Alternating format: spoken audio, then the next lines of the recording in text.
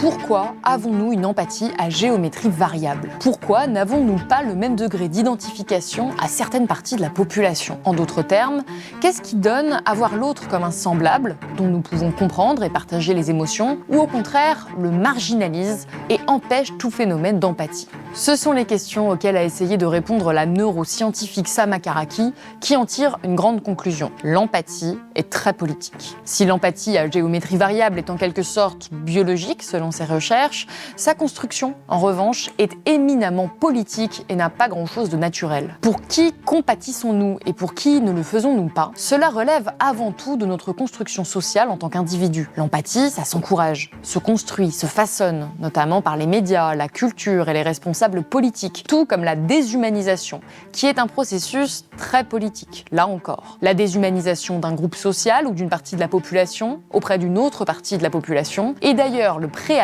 pour permettre sa discrimination, les violences à son encontre, voire son anéantissement. Dans l'espace médiatique et politique, l'empathie est encore présentée comme le problème et la solution. Nous n'en aurions pas assez, il en faudrait plus. Au contraire, nous en aurions trop, nous serions trop dans l'émotion. Mais alors, dans ce contexte, que devons-nous penser? Pour Sama Karaki, l'empathie est faillible et sélective. Et elle n'est pas la solution, ce qui ne l'empêche pas de souligner le problème majeur que pose la déshumanisation et donc l'absence d'empathie. Selon elle, nous sommes tous inévitablement exclus de l'expérience des autres et un surplus d'empathie peut même empêcher de mener une action de protection efficace. Plutôt que d'apporter à la souffrance et à l'injustice une réponse individuelle et affective, la chercheuse plaide en faveur de mesures politiques et sociales. Alors quels sont les aspects politiques de l'empathie? Quelles solutions face à ce constat? Réponse tout de suite dans cette nouvelle émission pour Blast.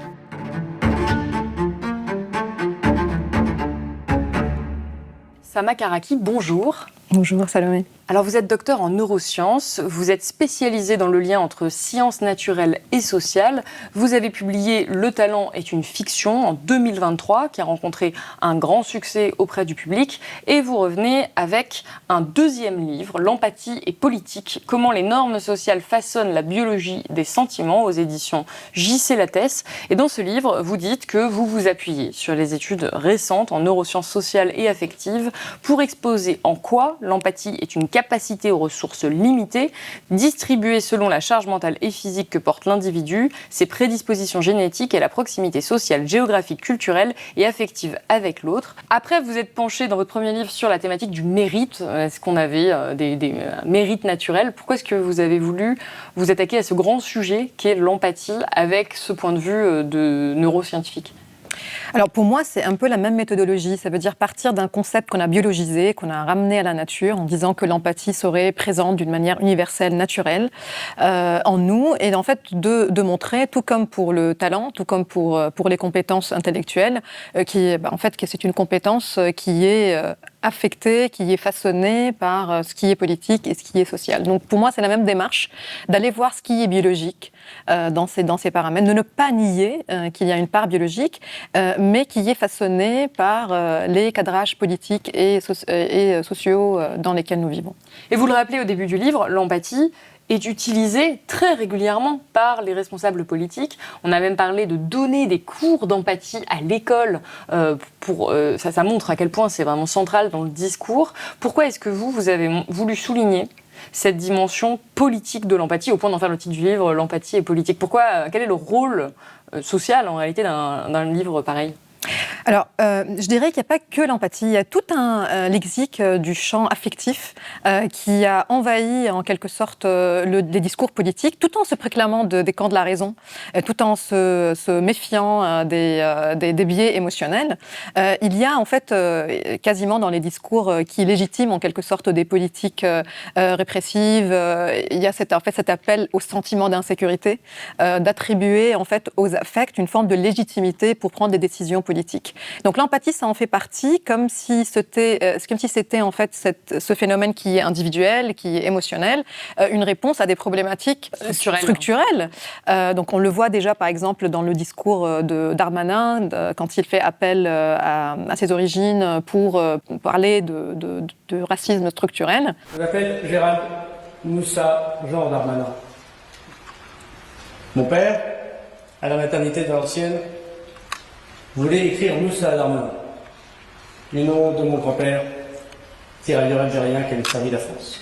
Il est assez évident, si nous sommes honnêtes, que si je m'étais appelé Moussa Darmanin, je n'aurais pas été élu maire et député, et sans doute n'aurais-je pas été ministre de l'Intérieur au premier coup, comme ma jeunesse m'a porté à ces responsabilités fortes. Encore une fois, c'est un appel à quelque chose qui est complètement affectif, qui est en incohérence totale avec toute une politique qui n'a fait que creuser des inégalités sociales tout au long de son parcours. C'est comme si, en fait, parler d'émotion, faire appel à une émotion, vient brouiller un peu notre sens d'analyse, notre envie et besoin de contextualiser, d'historiciser, de regarder les faits objectifs, parce que les émotions auraient une forme d'ascendant qui peuvent légitimer même la violence, même l'injustice.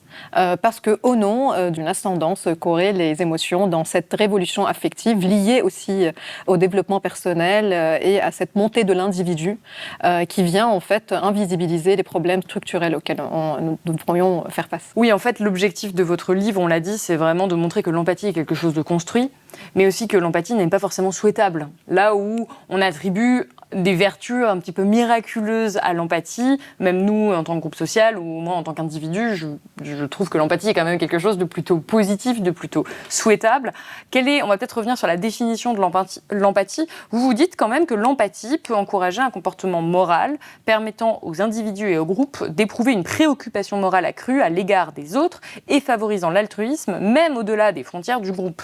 Ainsi, l'empathie ou le partage des points de vue ou des émotions des autres est considéré comme étant l'une des solutions les plus prometteuses aux conflits intergroupes. Donc c'est ce que je viens de dire, c'est l'aspect positif qu'on voit. Vous, quelle est votre définition scientifique de l'empathie et qu'est-ce que ça peut apporter ou au contraire poser comme limite à notre société? Alors, en effet, l'empathie, c'est la capacité qui va me permettre de m'identifier à ce que vit l'autre, m'identifier dans le ressenti, m'identifier aussi dans l'histoire, dans le vécu de l'autre. Donc là-dessus, je ne lui enlève pas toute utilité. Elle nous permet de circuler en fait dans un monde social, de comprendre si l'autre nous montre une douleur dans son visage, ça va me permettre de reconnaître que cette douleur signifie qu'il a besoin d'aide. Mais par contre, là où je pose ma critique, c'est que à partir du moment où je me suis projetée dans le vécu de l'autre, cela ne signifie pas que ça va mener à un geste altruiste. C'est là où je questionne. Alors peut-être deux raisons qui peuvent me permettre de dire que ce n'est pas du tout quelque chose de souhaitable. Quand est-ce que l'empathie n'est pas souhaitable ? D'abord, c'est quand elle fait. L'empathie, c'est un travail émotionnel. C'est quelque chose que je vais vivre comme un travail qui va me donner l'illusion d'avoir fait ce qu'il faut. Et donc, en fait, cela, par exemple, est extrêmement analysé dans le milieu du soin, dans le milieu du journalisme, que l'exposition à de la souffrance, en fait, fait que je vais être submergée par une forme de détresse qui finit par me faire préoccuper par moi-même, par rétablir mon propre confort émotionnel, plutôt que l'acte de bien opérer, par exemple, des gestes de soin. Donc, c'est ce qu'on appelle une érosion de l'empathie ou une fatigue de la compassion qui, à force d'exposition à la souffrance, fait que non seulement je vais être moi-même en souffrance de seconde main en quelque sorte, mais aussi la qualité du soin va diminuer. Donc, il faut que je puisse me distancier de cette empathie pour que je puisse faire le travail qui est donc altruiste. La deuxième raison, c'est que cette projection dans la perspective de l'autre n'est jamais en fait réelle. Je ne me projette jamais dans le vécu de l'autre. Je suis toujours en train de voir l'autre à travers ma propre expérience. Donc, en quelque sorte, il y a une forme de... Je séquestre l'expérience de l'autre en la renvoyant à ma propre expérience et à ma propre interprétation. Et peut-être une troisième dernière raison, c'est que l'empathie peut devenir une forme de tourisme affectif dans lequel on regarde l'autre souffrir. L'autre, il est un objet figé dans sa souffrance. On lui enlève, en fait, toute la complexité de son histoire et cela revient juste à soi-même vivre une forme d'expérience, d'élévation morale qui, encore une fois, ne mène pas à l'action. Cette empathie, avant de montrer plus en détail les limites que vous venez d'évoquer, on va montrer à quel point elle est construite. Donc on l'a évoqué, il y a vraiment plusieurs biais. Vous expliquez que le premier biais, c'est évidemment le groupe social auquel on appartient. Et vous expliquez, tout comme nous catégorisons les objets en différents types, nous plaçons naturellement les individus dans des groupes sociaux. Ce processus cognitif naturel connu sous le nom de catégorisation sociale se produit par exemple lorsque nous considérons quelqu'un comme un homme plutôt qu'une femme, comme une personne âgée plutôt qu'un jeune ou comme une personne noire plutôt qu'une personne asiatique ou blanche. Cette catégorisation sociale est un processus qui peut nous sembler naturel tant il se produit tout le temps autour de nous et si rapidement qu'il peut même être compliqué de ne pas penser aux autres en termes d'appartenance à un groupe. Cette tendance naturelle peut nous amener à préférer et à apprécier les personnes qui nous ressemblent et dans certains cas à rejeter, voire à mépriser les personnes appartenant à des groupes externes aux nôtres. C'est ce qu'on appelle le favoritisme endogroupe et on le retrouve dans de nombreux types de groupes sociaux. Donc notre empathie à géométrie variable, elle est observée naturellement à la base en quelque sorte, c'est scientifique. Oui, bien sûr. Alors en fait, ce qui est fascinant dans le cerveau, c'est que si vous êtes en train de souffrir, les circuits qui sont corrélés à l'expérience de la souffrance vont s'activer dans le mien, sans tomber bien sûr dans un réductionnisme. C'est comme ça qu'on analyse ce qui se passe dans les phénomènes d'empathie dans le laboratoire. On va voir que les circuits vont s'activer un peu de la même façon, en miroir. Mais sauf que ça va être atténué parce que c'est pas mon expérience, c'est la vôtre. Et plus vous vous éloignez de moi, dans votre expérience culturelle, géographique, plus donc vous êtes loin de mon groupe social, et plus cette atténuation est grande. C'est un peu logique en fait, quelque sorte. C'est comme si je suis connectée au monde par des fils qui font que je vis dans mon cerveau pas seulement ce qui est mon expérience, mais aussi celle des autres. Et cette expérience va s'atténuer, cette identification va s'atténuer. De plus en plus, je m'éloigne des autres. Donc cette sélectivité de l'empathie pour ce qui est proche est quelque chose qui est biologique, qui nous permet de réserver notre énergie pour nos proches. Et on peut y trouver un intérêt même évolutif, que ce qui nous permet de préserver le groupe dans lequel on appartient et de préserver notre place dans le groupe auquel on appartient. Par contre, ce que je veux démontrer à partir de là, c'est que cet autre qui est loin, il est construit socialement, il est construit politiquement. C'est-à-dire, qu'est-ce qui m'amène à considérer que l'autre est proche de moi ? Ce n'est pas biologique. Ce qui va créer cette catégorie sociale, qui est d'ailleurs une façon de simplifier le monde. Pour savoir à qui j'ai affaire, pour savoir à qui je peux faire confiance, à qui je réserve mon temps et mon énergie, on catégorise le monde. Les bébés, ils le font dès les premiers instants de la vie. Ils catégorisent et ils vont commencer à favoriser leurs proches. Voilà, pour que justement ce lien social puisse s'effectuer. Mais l'autre, c'est très dangereux de s'arrêter à cet argument de proximité. Quand on parle, par exemple, de différenciation de traitement entre des réfugiés ukrainiens et des réfugiés syriens ou des réfugiés éthiopiens, il y a toujours cet argument de proximité. Ça veut dire, oui, mais on va dire c'est normal d'attribuer plus d'empathie aux personnes qui sont proches géographiquement, aux personnes qui sont proches culturellement. Le danger, c'est de s'arrêter à cet argument de proximité et de ne pas rajouter des couches politiques à cette différenciation, parce que cette catégorisation, elle reste horizontale. Elle reste horizontale, mais par contre, il faut rajouter aussi une catégorisation verticale, dans laquelle on place les gens dans une hiérarchie de dignité de vie, de valeur de vie. Et c'est là où, en fait, on va attribuer moins d'empathie aux personnes que nous considérons moins humaines que soi. Et c'est là où c'est politique, parce que arriver à sous-humaniser, pour ne pas dire déshumaniser, c'est quelque chose qui est une sédimentation d'un processus politique très long, qui au bout, ça peut être quelqu'un de très proche de moi, mais que j'ai construit une distance. Et peut-être l'exemple le plus simple, c'est le rapport que les hommes peuvent avoir avec les femmes. Nous vivons dans une même société, dans un même foyer. Oui, là, il n'y a pas de distance géographique, il n'y a pas de distance, ni culturelle. Voilà. Mais il y a une infra-humanisation, il y a quelque chose qui justifie une forme de détachement de ce que vivent les femmes pour certains hommes, qui s'explique aussi par une construction sociale dans laquelle les femmes n'auraient pas la sensibilité nécessaire, donc elles seraient objectivées. Et c'est ça aussi, objectiver, c'est enlever l'humanité de l'autre. On l'entend ça dans le procès, je crois, le manque d'empathie des accusés. L'absence d'empathie dans le procès, on l'entend parce qu'on l'entend à travers, pour le moment, les dépositions qu'ils ont eues en garde à vue et pendant l'instruction. Et souvent, ils se préoccupent de leur propre sort. Leur défense, elle tient essentiellement dans le fait de dire qu'ils étaient invités à un jeu sexuel avec un couple, un plan à trois, dans lequel le scénario était de dire que la femme est endormie et que du coup c'est un fantasme de viol déjà. Et ensuite ils se disent mais en fait à cause de ça j'ai perdu mon travail, à cause de ça j'ai perdu mon épouse qui m'a quittée, je suis allée en prison. Ils deviennent les victimes.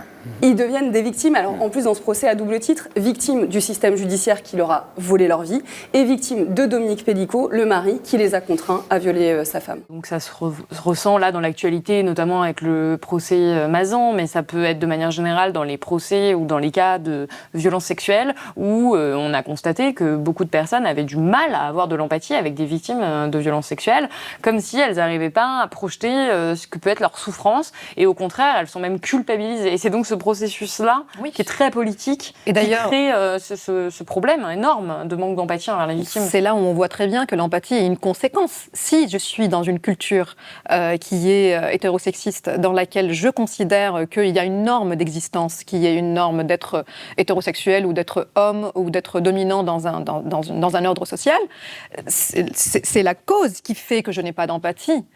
Donc l'empathie, elle devient... La quantité d'empathie, elle est une conséquence de ce que... Et en fait, c'est sincère. Ces personnes n'éprouvent pas d'intérêt pour les complexités de ce que peuvent vivre une victime, par exemple.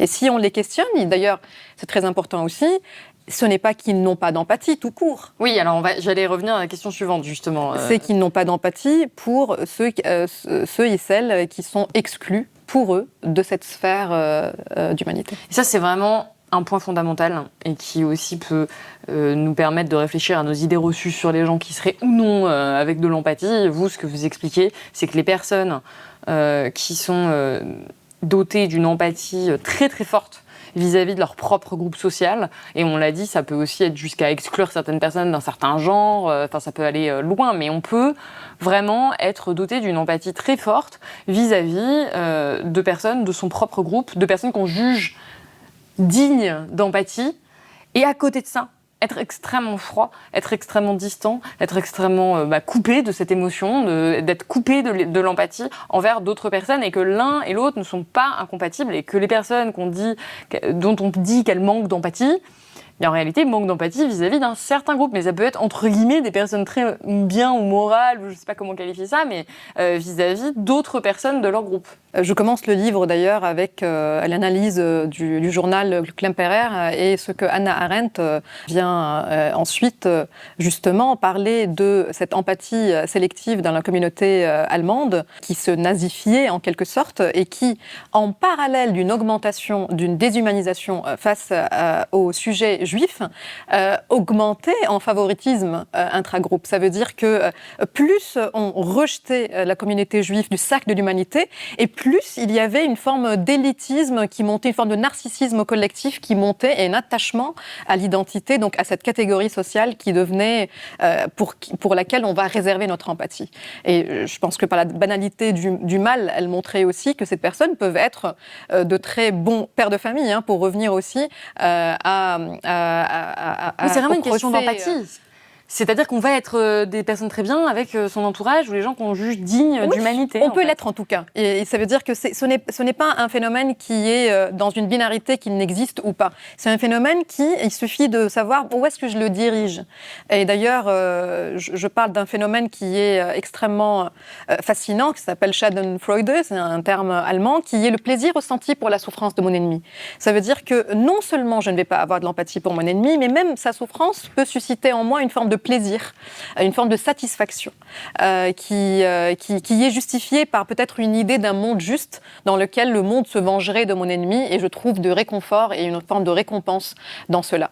Donc voilà, encore une fois, ce sont des conséquences d'un ordre qui est construit, et d'un ordre qui se construit sur une sédimentation très lente. Pour qu'en Allemagne, il se passe ce qui s'est passé, il aurait fallu une sédimentation qui a mené à la déshumanisation totale du sujet juif. Et on peut bien sûr reprendre ce même paramètre pour le comparer à la déshumanisation du sujet arabe, à la déshumanisation du sujet noir, qui mène finalement non seulement à la légitimisation de son effacement, mais aussi à son instrumentalisation pour des objets médicaux ou pour des objets civilisationnels. Donc voilà. Non, mais cette dynamique vraiment de déshumanisation, elle est fondamentale pour comprendre aussi la situation politique actuelle. Et d'ailleurs, vous faites beaucoup de références à ce qui se passe actuellement en France, avec la montée du Rassemblement national, avec la banalisation extrêmement documentée d'idées racistes qui visent vraiment à établir une hiérarchie en fait, entre les humains, et c'est porté par des personnes qui peuvent elles-mêmes se juger très morales, en réalité. Il faut bien comprendre une chose, c'est que le Rassemblement national, il suggère de faire des différences, non pas en fonction de l'origine, non pas en fonction de la couleur de la peau, mais en fonction de l'appartenance ou de la non-appartenance à la nation. Nous considérons que c'est la seule discrimination qui soit en même temps légale et morale. Voilà. Donc le fait d'avoir la nationalité française doit pouvoir vous donner des droits supplémentaires à ceux qui n'ont pas la nationalité française. Alors j'aurais pu appeler le livre « La morale et politique », mais ça aurait été très pompeux comme titre, parce que c'est un sujet dans lequel je ne prétends pas pouvoir m'aventurer sur tout le registre de recherche sur la question morale. Mais il y a un chapitre que j'ai réservé à la question de l'aspect socio-politique de la morale, c'est-à-dire qu'il n'y a pas une morale universelle. Les personnes, quand on les questionne dans des contextes de conflit, elles pensent très bien avoir raison de faire ce qu'elles font, et très bien raison de penser ce qu'elles pensent. Et donc, en fait, elle est située, notre morale, ce qu'on pense de ce qui est bon, de ce qui est faisable, de ce qui est légitime, de ce qui est tolérable, elle est située quelque part. Et donc, oui, c'est d'ailleurs pour ça aussi que je critique les formations à l'empathie, parce qu'elles supposent qu'il y aurait une morale universelle sur laquelle on est tous d'accord, et qu'on va la libérer. Et une fois qu'on a compris que ça, c'est bon, et ça c'est mauvais, on va voilà, les conflits intragroupes et intergroupes vont finir. En fait, non, on n'est pas d'accord sur la définition de ce qui est bon et ce qui n'est pas bon. Et c'est en ça d'ailleurs que le droit nous protège. Il nous protège de nos propres biais qui sont subjectifs. Donc assumer le fait que nous aurons toujours du favoritisme et des biais, des biais envers nos proches et envers ce qui nous arrange, c'est d'un très bon début. D'assumer le fait que nous sommes biaisés dans nos affects, prendre ces biais comme tous, bien sûr que nous allons avoir plus de difficultés d'incriminer les gens que nous aimons. Et nous allons avoir beaucoup plus de facilité de les défendre, de leur trouver des raisons. Et en fait, c'est tout le pouvoir de la littérature. Et on le sent quand la littérature nous fait même aimer les agresseurs. Le cinéma, il a aussi ce pouvoir de nous attacher même à des tueurs en série. Parce que on peut pas se fier en fait aux affects. Les affects, ils nous parviennent par le pouvoir d'identification qui nous a été donné. Et donc à partir de là, assumer que nous sommes biaisés, douter de soi, c'est un très bon début. À partir de quel, en fait, comment peut-on faire pour nous protéger de nos propres biais et protéger les autres de nos biais.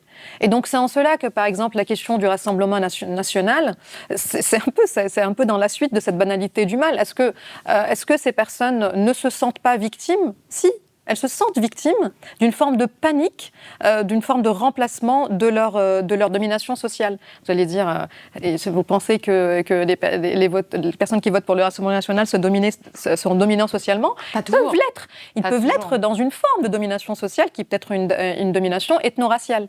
Ils peuvent être donc dominés économiquement, tout en étant dans une forme de domination ethno-raciale, et qu'on va jouer là-dessus. Et je pense que le Rassemblement national a très bien joué sur cette panique de perdre une forme de position, parce qu'on serait envahi par des minorités qui vont venir récupérer nos privilèges et menacer notre culture et civilisation.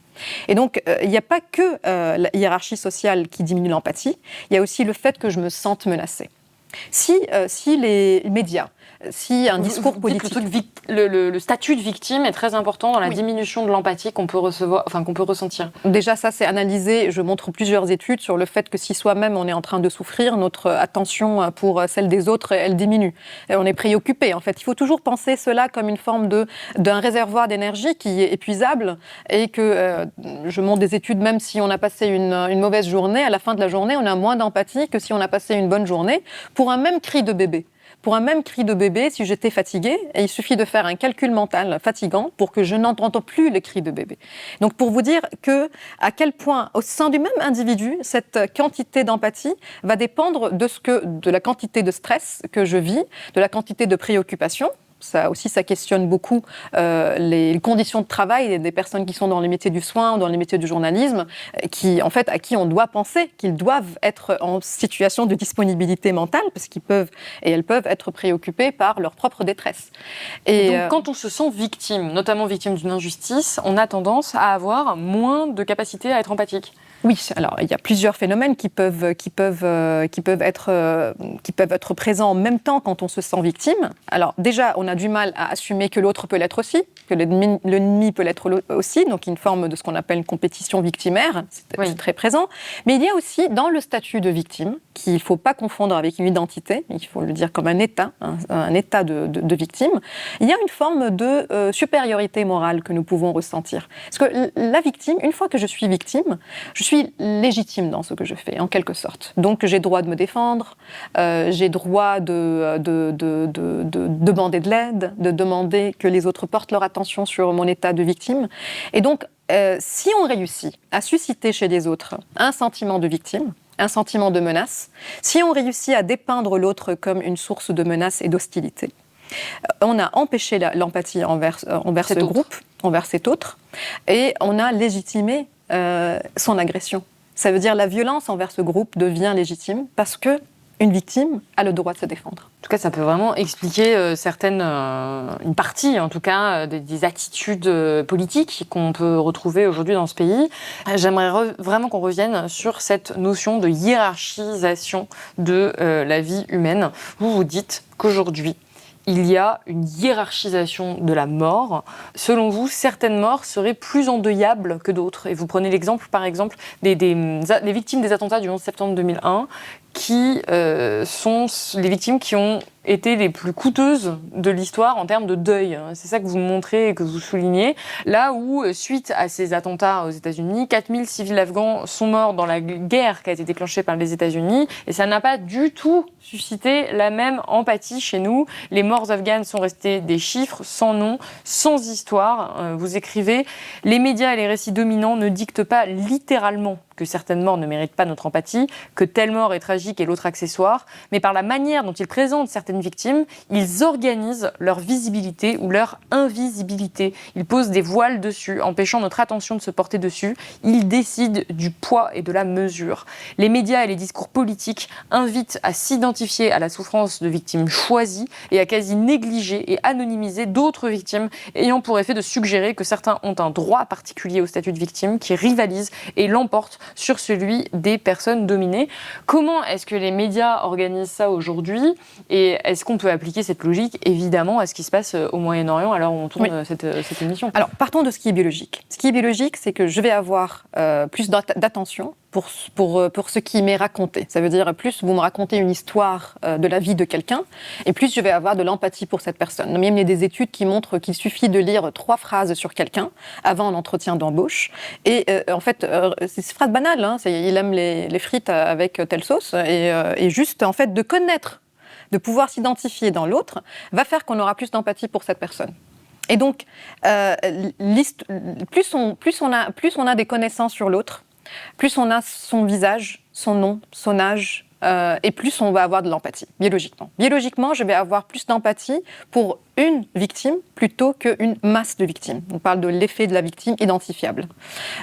Donc tout ça, je vous le dis, analysé dans le sens où, et d'ailleurs on peut le comprendre en pensant à l'attention, c'est-à-dire je vais avoir plus d'attention pour quelqu'un qui m'est présenté comme complexe, comme voilà, c'est ce que Judith Butler dit, comme endeuillable.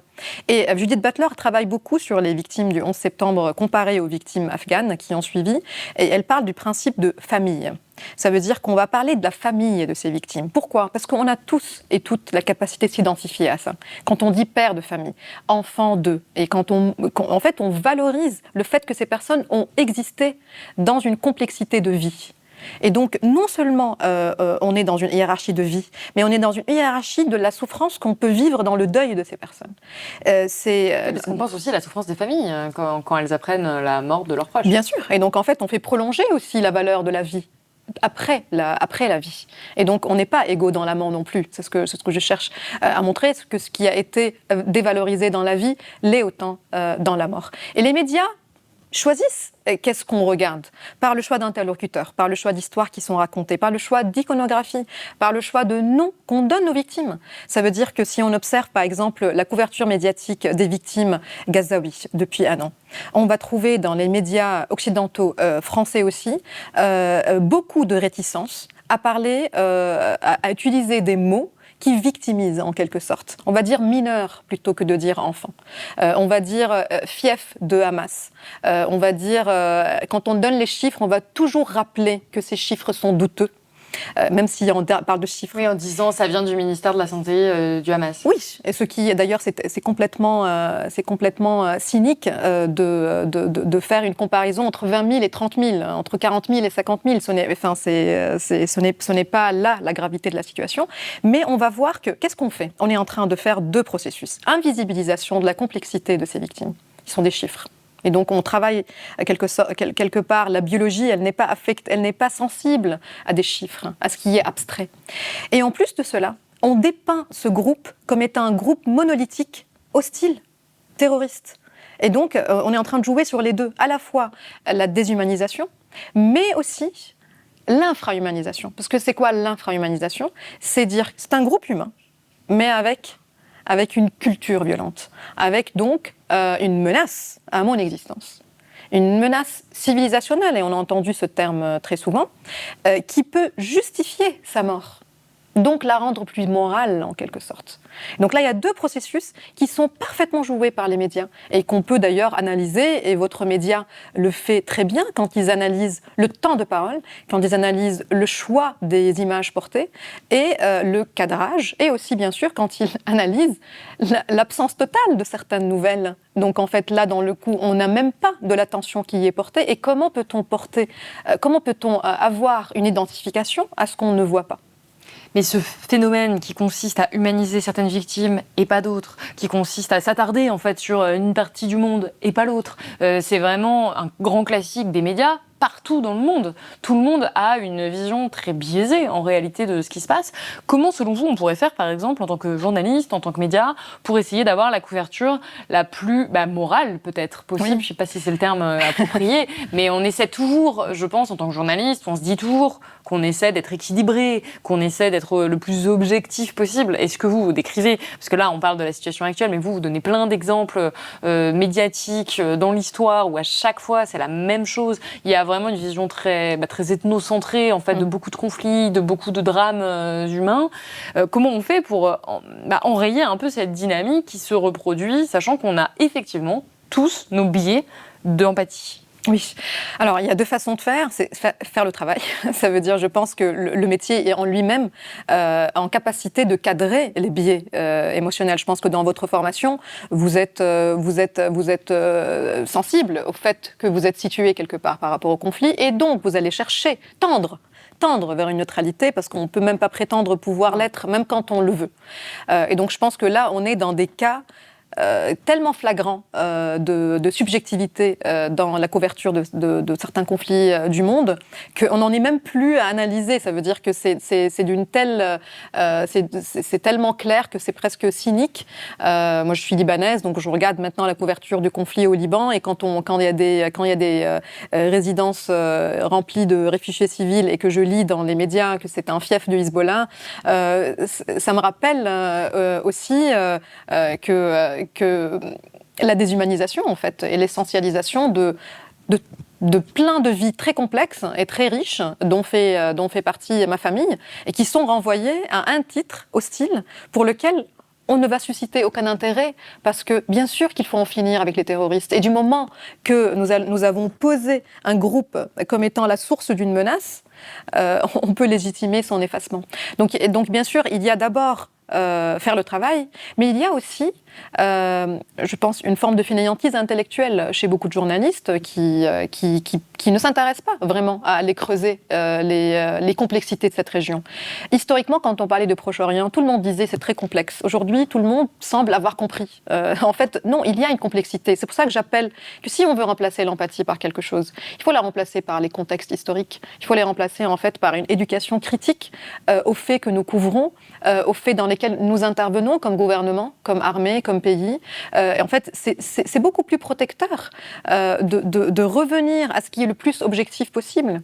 Et donc, par exemple, d'inviter des historiens qui discutent entre eux, même s'ils ne sont pas d'accord, mais plutôt que ce soit des personnes qui parlent d'émotions, en fait. Voilà. Donc déjà, il y a ce retour aux faits auquel j'appelle, ce retour aux faits. Et troisièmement, et je pense qu'il faut aussi qu'on puisse regarder la réalité en face, il y a un racisme, en fait. Il y a un racisme qui est présent chez les personnes qui peuvent être journalistes, qui peuvent être juges. Quand on écoute, par exemple, les avocats de la défense dans le procès de Dominique Pellicot et des violeurs, en fait, ce n'est pas juste une question d'appliquer la loi, c'est aussi une question de questionner les biais sexistes des avocats eux-mêmes. Et d'ailleurs qui aussi... ont promu la culture du viol en mettant en cause vraiment la moralité ou l'attitude de cette victime pour justement aussi empêcher l'empathie du public, empêcher l'empathie des juges envers cette victime-là, qui, et vous le montrez d'ailleurs, est moins digne d'empathie à partir du moment où elle entrave des valeurs morales qui sont les nôtres. Oui, je parle du syndrome de la victime parfaite, en quelque sorte. Donc ça, c'est extrêmement décrit. Par exemple, quelqu'un qui est mort du sida parce qu'il est né à la naissance avec le virus, il a beaucoup plus d'empathie que quelqu'un qui l'a contracté avec des rapports sexuels. Donc en fait, il y a en quelque sorte, on dit, je vais avoir de l'empathie, mais il faut que ça soit parfait. Il faut que le viol d'une femme ait lieu pendant qu'elle rentre, elle a révisé avec ses copines, tout gentiment, elle est très bien habillée et elle a été violée, plutôt que soumission chimique dans une boîte de nuit. Et donc en fait, il y a quelque part, on porte un jugement très cynique sur le contexte de l'attaque, de la victimité en quelque sorte, pour que je puisse réserver, j'analyse le procès Amber Heard de Johnny Depp là-dessus. Donc là, on voit qu'en fait, la moralité de la victime. Sûr que Amber Heard n'était pas une victime parfaite, donc elle a perdu l'empathie du public. Et les avocats contre Dominique Pellicot et des violeurs, certains avocats, vont montrer que Gilles Pellicot, elle n'est pas irréprochable. Ben oui, et alors, en fait, mais par contre, ils savent très bien qu'en enlevant de sa perfection, en quelque sorte, et en rajoutant, vous voyez aussi, il y a les deux qui se passent en parallèle. Je vais montrer que la victime, elle manque de valeur morale, et je vais, à côté, montrer que le violeur, lui, il aime bien ses voisins. Et que sa femme le trouve gentil, et qu'en fait, voilà, donc en fait, on va faire un processus, j'augmente les traits, j'humanise. Et donc j'augmente l'empathie. J'augmente l'empathie, et là, je la diminue, et en fait, c'est incroyable, parce que c'est en train de fonctionner dans certains cas. Si on observe, moi je m'intéresse beaucoup aussi au discours qui circule autour de ce procès, et en fait, on voit que quelque chose qui peut nous paraître complètement cynique fonctionne, parce qu'il joue sur nos biais biologiques. Il joue, donc en fait, il cadre socialement les biais que nous avons déjà, c'est-à-dire notre attachement à l'innocence comme un trait essentiel. C'est pour ça que nous avons de l'empathie pour les enfants, c'est pour ça que nous avons de l'empathie pour les victimes parfaites, parce que nous avons de l'empathie pour ce qui est innocent et irréprochable. Et donc les biais sexistes, ça fait partie, ou les biais racistes, ça fait partie de ce qui empêche d'avoir une certaine empathie envers un groupe social donné.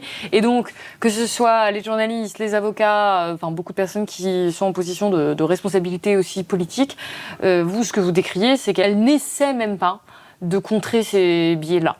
Et elles n'ont même pas conscience de l'existence de ces biais que, vous vous rappelez, nous avons toutes et tous. Oui, pour moi, la question devrait être vraiment de revenir sur les problèmes structuraux que nous avons, que ce soit le racisme, que ce soit le sexisme, que ce soit, d'ailleurs, quand je dis racisme, je ne parle pas du racisme biologique. Je parle d'autres formes de racisme qui peuvent être psychoculturelles. Ça veut dire considérer que l'autre est inférieur à moi culturellement. Ça enlève l'empathie. Parce que c'est quelque chose aussi qui a été mesuré dans les rapports scolaires ou dans le contexte afro-américain aux États-Unis, que les profs vont analyser les comportements des élèves noirs d'une façon très différente par rapport aux élèves blancs. Donc on va dire que là il y a un élève qui souffre, c'est pour ça qu'il est violent, et là on va dire c'est un élève qui est mal élevé parce qu'il y a ce racisme psychoculturel aussi qui est très présent. On l'a vu aussi dans le contexte des violences des quartiers en France. Et oui, alors j'aimerais juste revenir là-dessus puisqu'on parle de ce racisme psychoculturel parce qu'il y a vraiment des chiffres assez éloquents que vous donnez, et notamment, alors c'est sur les États-Unis, mais qui sont le résultat d'une étude, d'un rapport qui s'appelle Innocent jusqu'à preuve du contraire, un regard sur la couverture médiatique des accusés aux États-Unis, qui montre que dans le cadre de procès, Les photos d'identité ont été utilisées dans la couverture médiatique de 45% des affaires impliquant des Noirs accusés de crimes, contre seulement 8% des affaires impliquant des accusés blancs. Les victimes blanches étaient près de 4 fois plus susceptibles d'être présentées sur des photos avec des amis et des membres de la famille que les victimes noires victimes d'un crime. La couverture médiatique était 50% plus susceptible de faire référence aux accusés blancs par leur nom que les accusés noirs. Et vous rajoutez aussi que souvent pour les accusés blancs, on va essayer de trouver des raisons psychiatriques, des problèmes dans l'enfance, là où on va essentialiser les criminels noirs au contraire accentuant leurs crimes. Et je pense que la plupart des journalistes qui ont créé ces couvertures médiatiques ne se définissent pas comme racistes. Oui. Et ne pensent même pas qu'il y a une hiérarchisation des races à proprement parler. Ils sont complètement contre le racisme biologique, mais sans s'en rendre compte peut-être, tendent à humaniser un groupe plus qu'un autre. Et c'est le fait de ne pas prendre conscience de ces biais-là qui permet de continuer ce que vous appelez le racisme psychoculturel. Je trouve ça très intéressant cet exemple, parce que quand vous dites humaniser, peut-être que je n'ai pas utilisé ce terme dans ce cas, mais c'est intéressant le rapprochement que vous faites. Parce que humaniser, ce n'est pas dire que l'autre est parfait. C'est dire que l'autre a des raisons de faire ce qu'il fait. C'est dire que l'autre est complexe, qu'il a été poussé. En fait, c'est un peu ce qu'on fait pour soi. Quand on commet des actes, on se dit oui, mais ce qui m'est arrivé, ça. Et déshumaniser, c'est renvoyer l'autre à son geste, à son intention, et donc en faire sa caractéristique. Et d'en faire une caractéristique essentielle, fongible entre tous les groupes de ceux qui lui ressemblent.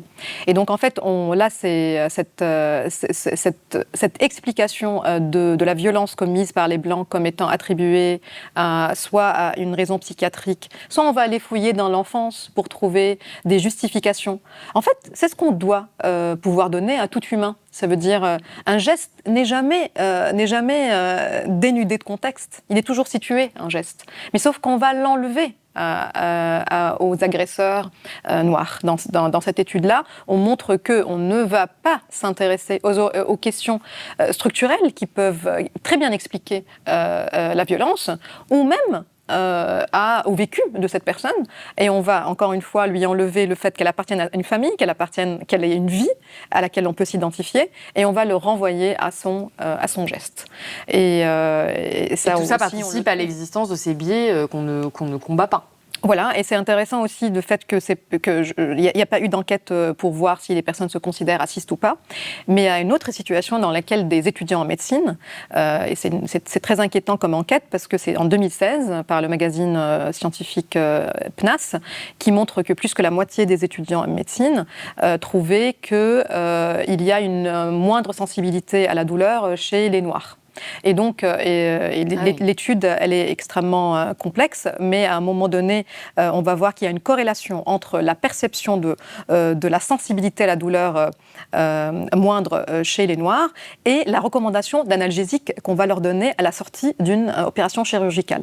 Donc moi, je trouve ça très inquiétant, parce que c'est vraiment dans le cadre du soin qu'on ne va pas en fait donner assez d'antidouleurs, parce qu'on pense, et ça c'est quelque chose qui est lié au racisme biologique, que les Noirs auraient des terminaisons neuromusculaires moins sensibles à la douleur. Et tant qu'on va questionner ces étudiants, ils ne reconnaissent pas leur biais. Et c'est pour ça que je ne veux pas qu'on s'intéresse à ce qu'on pense de nous-mêmes. En fait, je pense que personne ne se couche le soir en se disant « moi, je suis une ordure humaine ». Je pense que tout le monde se couche en se disant… Qu'il a ses bonnes raisons, en fait, de faire ce qu'il fait. Oui, et qu'il est au top. Voilà, je pense qu'en fait, il faut vraiment qu'on arrête avec cette culture de ne pas douter de soi, de s'écouter. Il ne faut pas s'écouter. Enfin, je veux dire, on se dit n'importe quoi pour être en cohérence avec la vie que nous avons. Que ça soit au niveau individuel ou que ça soit au niveau de groupe. Moi, j'ai grandi dans la guerre civile. Vous imaginez tous ces groupes qui font la guerre dans un petit pays. Tout le monde pense avoir raison. Et tout le monde raconte l'histoire à partir de son propre vécu. C'est plutôt, on se rend compte du fait que le réel n'est pas quelque chose qui est objectif, qu'il est raconté de là où je suis. Il est raconté de là où je suis émue, donc de mes émotions. Et plutôt, on peut commencer à dire alors… regardons ce qu'on peut faire pour que le droit international protège les rapports que nous avons, pour que quelque chose plus grand que soi et que ces biais puissent définir les rapports que nous avons les uns aux autres. Malheureusement, c'est pas du tout la tendance actuelle, en France en tout cas, ce que vous décrivez, c'est-à-dire qu'on arrive à sortir de cette déshumanisation de l'autre, qu'on essaie de prendre conscience de nos propres biais, qu'on essaie d'arriver à une société qui serait, alors ça dépend de la définition qu'on en donne, mais plus juste, plus morale, une société où on vivrait dans de meilleures conditions. On va quand même peu vers ça actuellement, en tout cas c'est ce qu'on documente à Blast. Là encore, j'aimerais revenir quand même sur ce qui se passe avec la montée de l'extrême droite en France, parce que c'est l'essence même de l'extrême droite, de hiérarchiser les vies humaines. Vous rappelez qu'en France, il y a vraiment cette tendance à la hausse, en citant l'exemple de Marie-Christine Saurin, qui est investie par le RN dans la première circonscription des Hautes-Pyrénées, et qui, en juin 2023, affirmait « Non, toutes les civilisations ne se valent pas, certaines sont juste restées au-dessous de la bestialité dans la chaîne de l'évolution ». On compte également Thomas Lutz, un conseiller régional du RN, qui, lors d'une assemblée plénière le 11 avril 2024, a fait usage de l'expression allemande « Untermensch », qu'on peut traduire par « sous-homme », et qui était utilisée par les nazis pour désigner les personnes ne correspondant pas aux critères de la race aryenne. En quoi ces exemples-là nous montre qu'on est en train de s'engager dans une déshumanisation et à quels critères ça répond? Parce que vous expliquez qu'il y a plusieurs critères de la déshumanisation qui peuvent vraiment parfois mener au pire. Et un des critères, c'est la comparaison avec l'animalité. Oui, l'animalisation ou même la bactérialisation, en parlant d'infection. Voilà. Alors, je ne pense pas qu'on est dans une augmentation. En tout cas, je pense qu'il y a juste une expression qui est beaucoup plus aisée pour exprimer le fait qu'il y a particulièrement au sein de ce parti, une forme d'évidence que la vie française, elle est non seulement parce qu'on est en France, non, elle est historiquement supérieure, elle est historiquement méritante de plus de valeur, et la vie blanche en particulier. La nationalité française. La nationalité française, mais même pas la nationalité française, parce qu'on l'a vu aussi que si on est binational, on vaut aussi moins que d'être de souche. Donc en fait, cette question de souche aussi, c'est aussi quelque chose de biologique, c'est-à-dire ça rappelle à la fois les considérations profondément antisémites qui ont été légitimées par la science au début du siècle dernier, et qui en fait faisaient la même chose. Ça veut dire que même si on est chrétien, si on a dans la famille des origines juives, on aurait été souillé par cette identité. Donc c'est très similaire aussi à cette considération que c'est dans le sang, que c'est quelque chose qui circule en soi. Par contre, je pense que c'est un problème qui dépasse le Rassemblement national. Je pense que je ne suis pas très optimiste, et de plus en plus, sur le fait que le travail de lucidité par rapport aux horreurs de la hiérarchie des vies humaines a été effectué en France, en tout cas. Ça veut dire, je pense qu'on peut être très bien de gauche, tout en si on gratte un tout petit peu, on va trouver qu'il y a une forme d'hiérarchie. Si elle n'est pas biologique, je pense qu'il y a très peu qui s'attache encore à une hiérarchie biologique, mais qui est culturelle, et qui est antisémite, qui est islamophobe, donc en fait, je pense que de la même façon qu'il faut, en tant qu'individu, avouer que nous pouvons avoir des biais implicites, je pense qu'un groupe social aujourd'hui qui dit « nous », on est intouchable par rapport à cette accusation. Il faut qu'on se méfie de cela. On se dit entre nous, des personnes qui sont d'origine arabe, c'est qu'on se rend compte, effaré depuis un an, à quel point on ne vaut pas autant. Et c'est quelque chose qui, je pense, les personnes qui s'intéressent à ces phénomènes en sont convaincues depuis longtemps. Mais je pense qu'il est important de partir, comme quand on doute de soi, de douter qu'il y a des résidus, des siècles de sédimentation, et qui font que quelqu'un aujourd'hui qui dit « je ne suis pas antisémite, je ne suis pas islamophobe, je ne suis pas sexiste », en fait, il faut qu'on se dise « je tends vers un travail dans lequel je travaille sur les possibles biais de hiérarchie que je peux avoir en moi ». Alors pour comprendre un peu mieux ces biais, pour comprendre la manière dont on construit la déshumanisation, tout le traitement médiatique, vraiment j'invite à lire votre livre parce qu'il y a beaucoup d'exemples très précis, c'est très détaillé, on n'a pas le temps de revenir sur tout aujourd'hui. J'aimerais qu'on termine sur les solutions.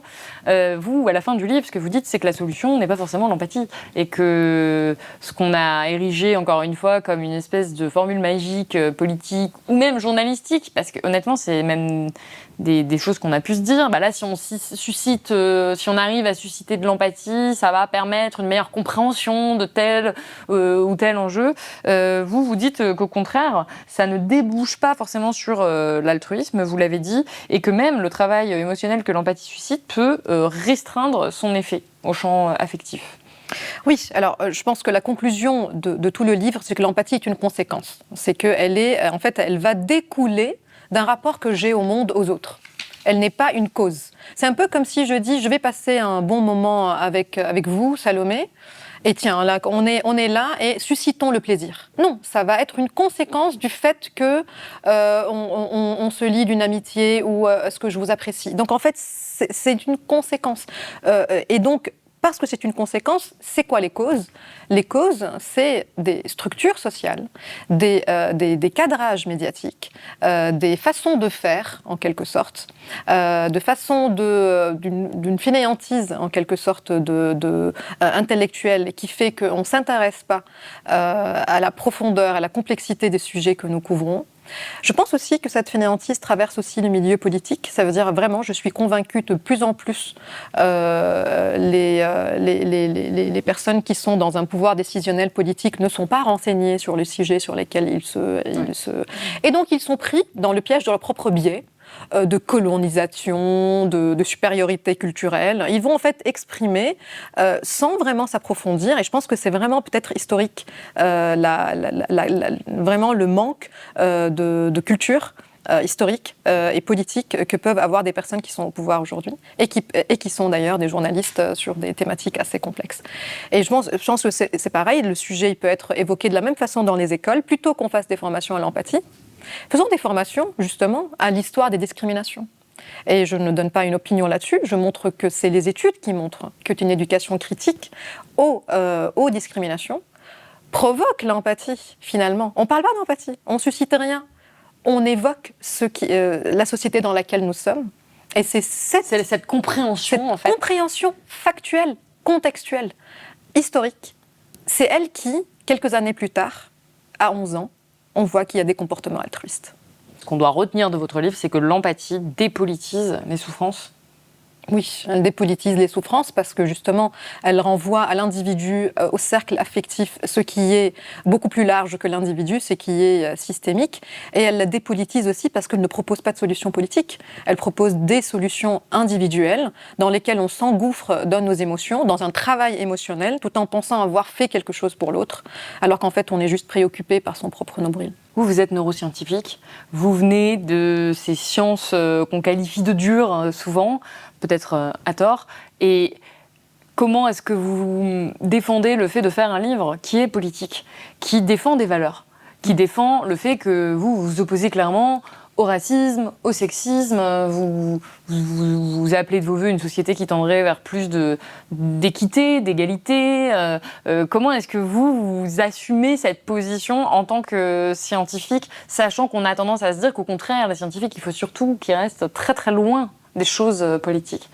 Alors, le cerveau est situé. Et parler du cerveau sans le mettre dans l'environnement dans lequel n'est pas scientifique.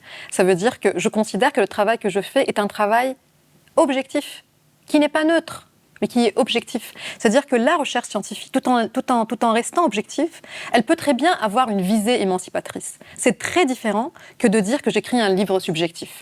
Je ne parle pas du tout de moi dans ce livre. Et d'ailleurs, je me méfie de ma position dans le conflit actuel. Je me méfie dans le sens où je me dis, ça c'est mes affects. Ça ne peut pas dicter Est-ce qu'on peut être complètement objectif? On peut tendre vers l'objectivité. C'est ce qu'on fait en tant que scientifique. Ça veut dire on cherche à référencer ce qu'on voit, on cherche à vérifier que les études que je cite ont été reproduites. Je fais exactement le même travail qui est ouvert à un débat, j'appelle à un débat dans l'interprétation des faits que je présente. Mais ce sont des faits. Par contre, prétendre à une science apolitique, c'est servir l'ordre politique dominant. Donc je me méfie d'une science apolitique, comme je me méfie d'un journalisme apolitique, comme je me méfie de toute prétention à la neutralité. Nous sommes situés quelque part. C'est un objet, ce n'est pas une perspective, c'est un objet qui place des données scientifiques objectives dans leur contexte historique et social. Et il est bien sûr ouvert à débat. C'est la fin de cet entretien. Merci beaucoup, Sama Karaki, d'avoir été avec nous sur le plateau de Blast.